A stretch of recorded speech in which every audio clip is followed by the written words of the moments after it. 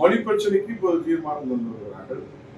ஆனால் கச்சத்தீவு பிரச்சனையை 50 ஆண்டு காலம் போராடுவதற்கு யார் காரணம்? அதெல்லாம் இந்த மக்களுக்கு தெரியாதா? இப்போது மொழி பிரச்சனை என்று ஒன்று கொண்டு வருகிறார்கள்.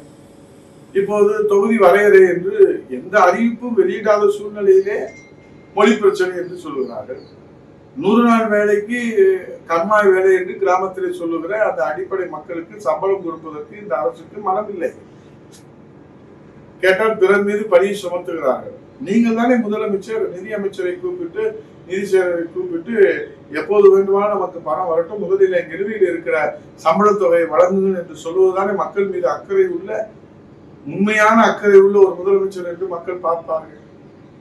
ஆக மக்கள் பிரச்சனையை பற்றி பேசுவதற்கே நேரம் ஒதுக்கவில்லை என்று சொன்னால் எதை பற்றி சட்டமன்றத்திலே விவாதிப்பது?